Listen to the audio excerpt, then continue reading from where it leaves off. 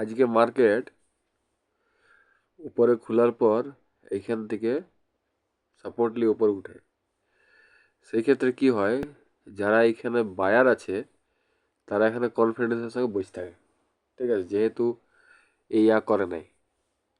আর যারা সেলার আছে ওরাও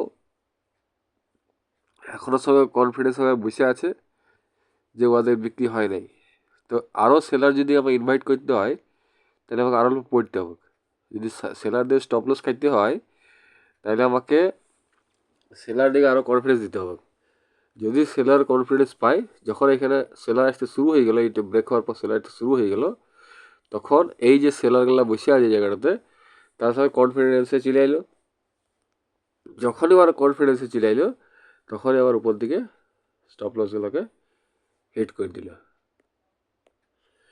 তাইলে কি হইলো, যতক্ষণ না এই লেভেলটাকে ক্রস করছে নিচের দিকে, ঠিক আছে, ততক্ষণ বায়াররা কনফিডেন্সের সঙ্গে বসে আছে। এখানে যারা বাই করেছে তারা কিন্তু এখন ভয় পায় না, যেহেতু এইটাকে ক্রসই করে নাই। বা এখানে যারা বাই করেছে তারাও ভয় পায়নি। আবার এইখানে যারা সেলার আছে তারা যদিও বিরাই নেই, কিন্তু বিরব করছে। যখন এখানে ক্রস করে গেল তখনই সেলাররা, এই যেহেতু ক্রস করলো, নতুন সেলার আসতে শুরু হয়ে গেল, ইন্ট্রাডে সেলার, ঠিক আছে। এইখানে ইন্ট্রাডে সেলার ঢুকতে শুরু হয়ে গেল। যে ইন্ট্রাডে সেলার ঢুকতে শুরু হয়ে গেল এই জায়গাটাতে ক্রস করার পর সেলিং হয়েছে, ক্রস করার পর তখনই মার্কেট ঘুরল উপর দিকে। আমি এইখানে পজিশন নিয়েছি কলের,